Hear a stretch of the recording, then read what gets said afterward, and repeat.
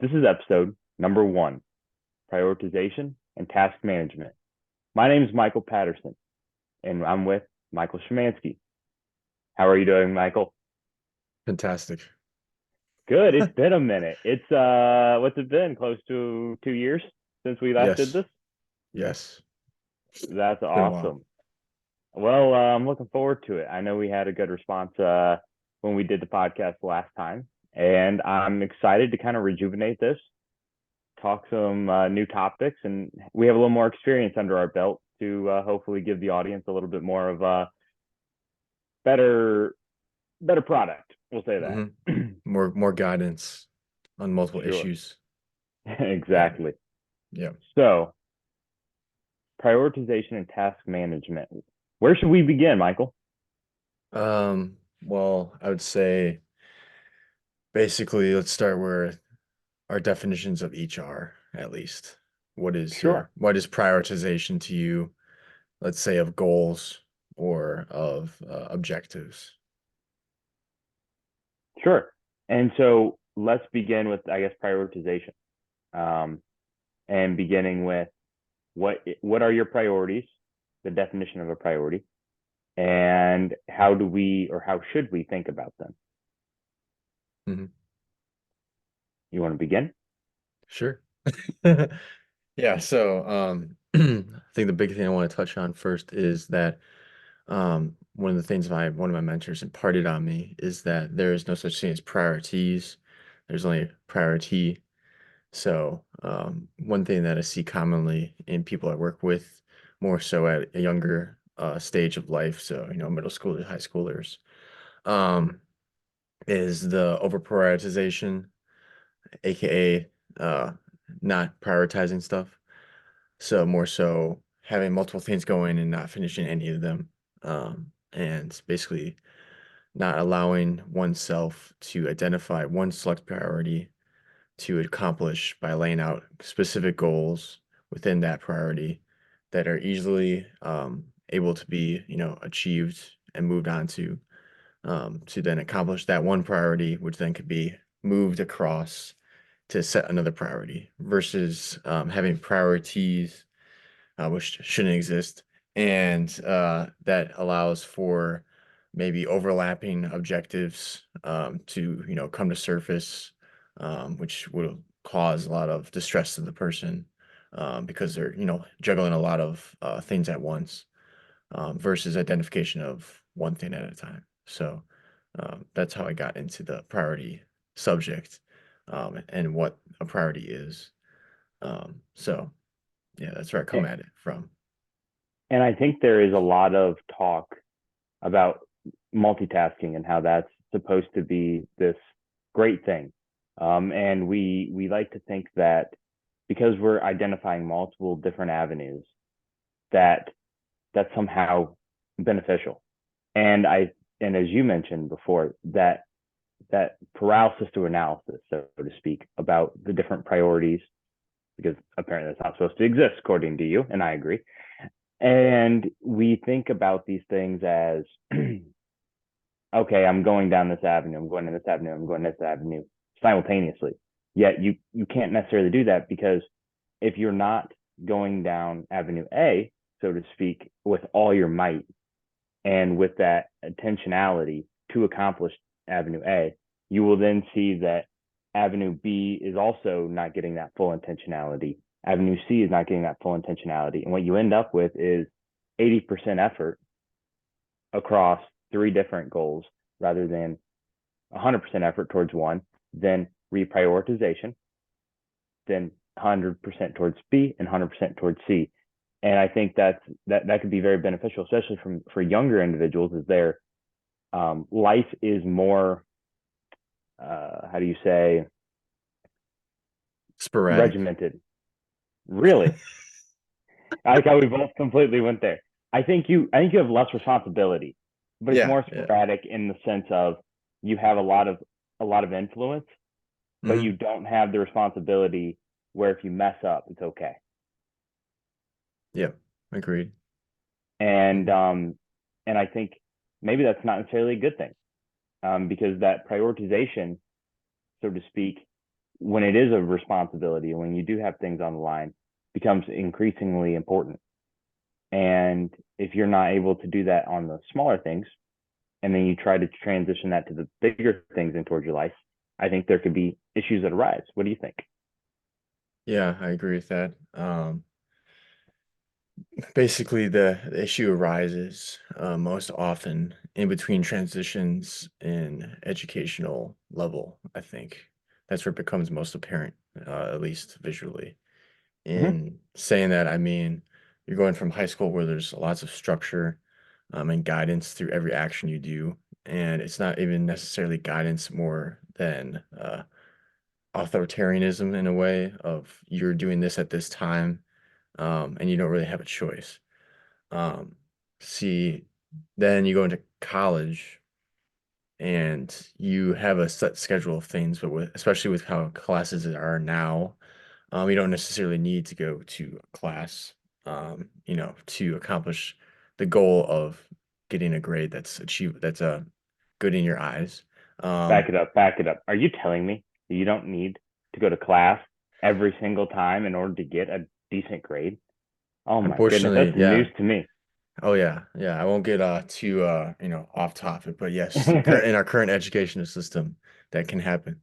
Um, but the thing that then what you see though is you see the people who have these um task management issues start to arise um in college when they're not able to set their own schedules and prioritize a certain thing at a certain time when given an absorbent amount of free time that otherwise they would like to, set aside for other activities that aren't in accordance with their goal. Basically saying you're not staying on task. Um, so, And that also, yeah, I know I talked about the three different avenues earlier in the podcast. The When the avenues are somewhat in the same direction, you have a lot more leeway.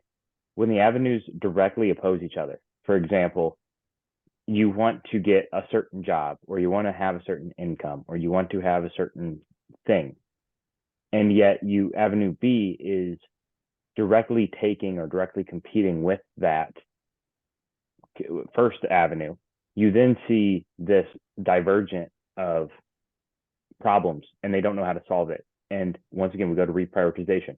Which one is the actual priority, right? Selecting one.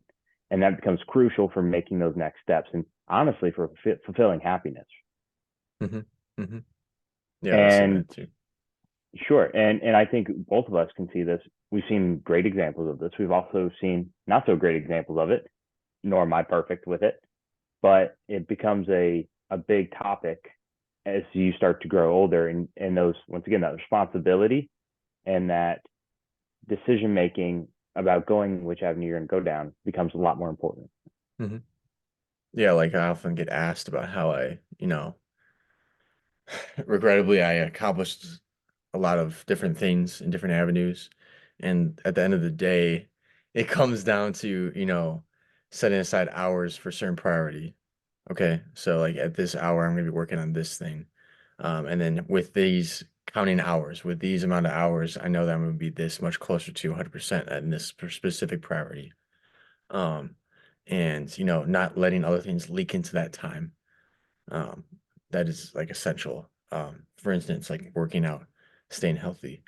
You set aside a certain amount of hours each week at certain on certain days for this priority, and you know that with the appropriate, adequate attention to that priority at that time, you'll get closer to the end of that goal, aka a goal that's still moving. It's a moving needle, health and stuff like that, which you can talk about at a different time. But stuff like schooling this amount of hours per day, I'll be accomplishing this goal.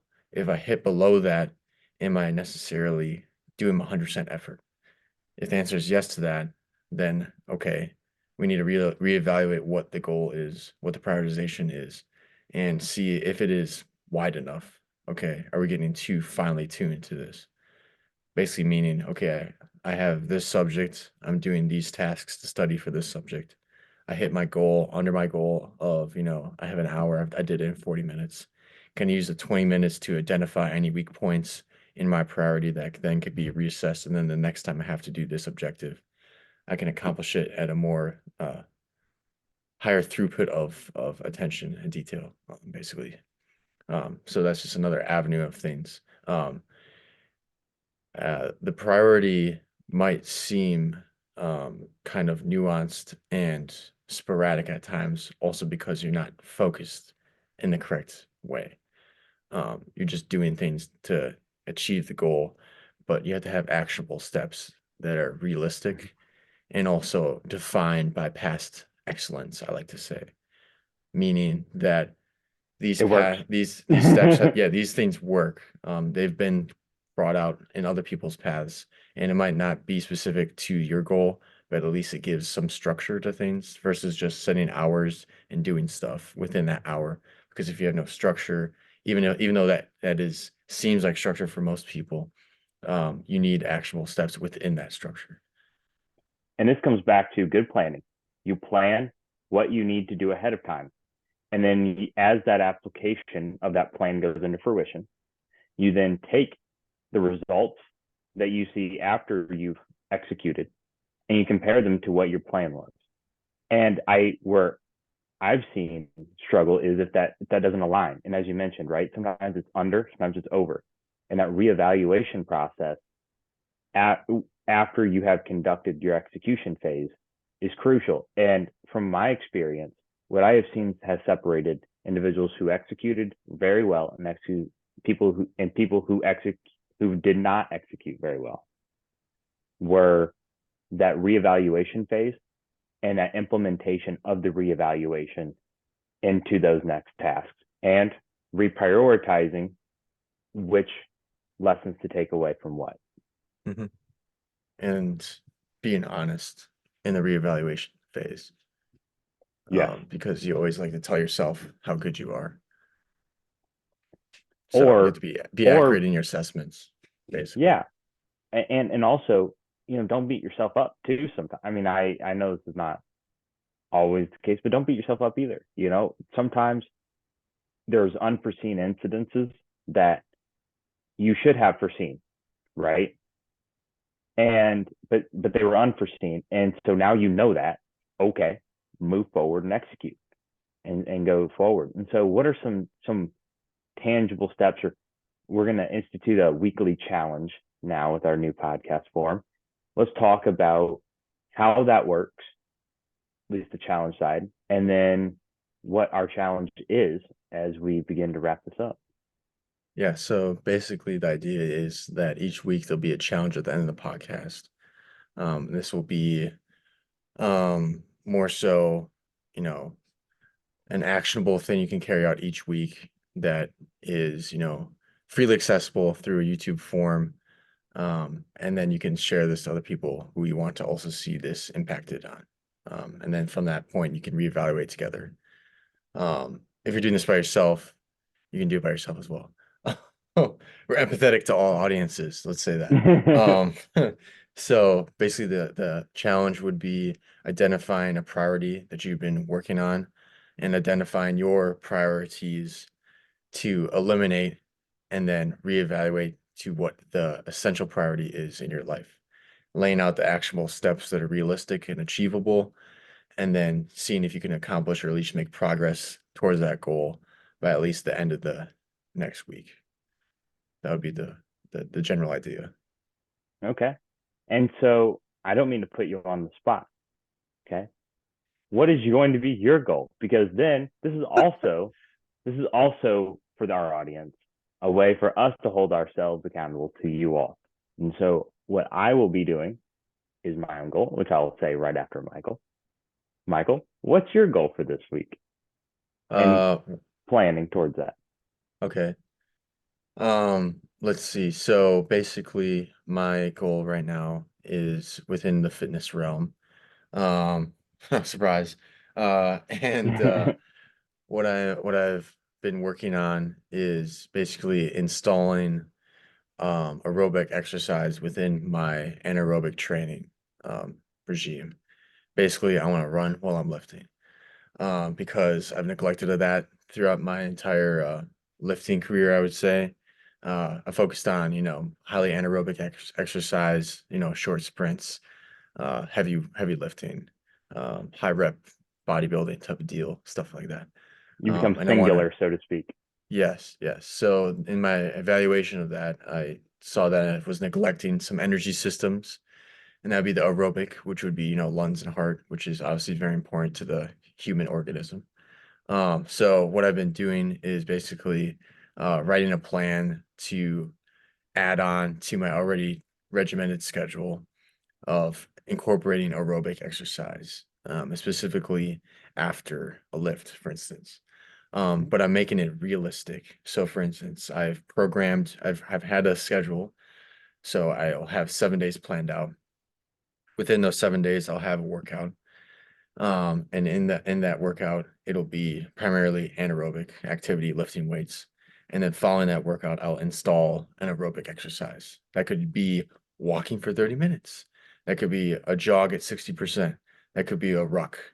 That could be an off day also, because you don't want to just install all this new stuff because otherwise it won't actually get done. Yep. So then I've planned that out for each day of what exactly I'm going to do on a piece of paper that's on my phone. Because the great thing about in this age is we have note pages accessible to us in this app called a note app. So you can just write stuff and down. and with the focus mode, it puts it at the top of your Yeah, phone yeah. screen. So It's that's something amazing. that It's I use. almost as if you Yes, don't have to carry around a paper notebook in the gym. Anyway, but no I shots do. fired. But Hey, so yeah, that's my priority. That's what I've done to be actionable and I've made it realistic. I'm not asking myself to train for a marathon in the evening because I know that's never going to happen because that's not who completely, I am. So yeah. completely. I think I have a similar goal. So for me, it's a little different. Well, I have a similar goal that's in a different way. I also, as far as the training regimen is concerned, I have a pretty textbook uh, regimen that I follow. And what I want to do on top of that is also work on cardio or a little more aerobic exercises because my girlfriend said that I can't do cardio. So we got to show her. On top of that, though, it's recognizing that I have a length of time planned into my workout. And that time is like between an hour, right around an hour and 30 minutes. And I can cut time that I just goof off, if I'm being frank. And so I have to finish with a 10 to 15-minute aerobic exercise of whatever sort I'm feeling that day. Give yourself some options, right?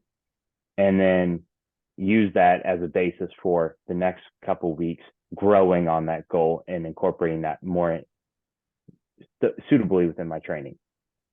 I also have another execution of within work, right? Of recognizing tasks that need to get done.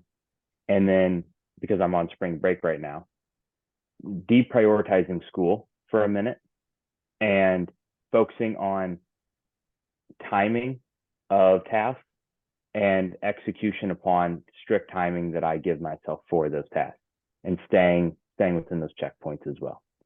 So we'll see how we do, and I guess we'll report back next week. Yep. Yep. That sounds good.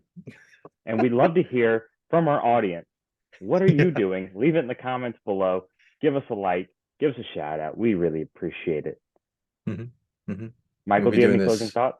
We'll be doing this weekly, I think, is a plan. So Yep. And yeah. I think we're going to try and do a textbook regiment of certain days. So you'll see some great things, and we have a lot of new opportunities coming up as well. So I'm excited about it. hmm hmm So yeah.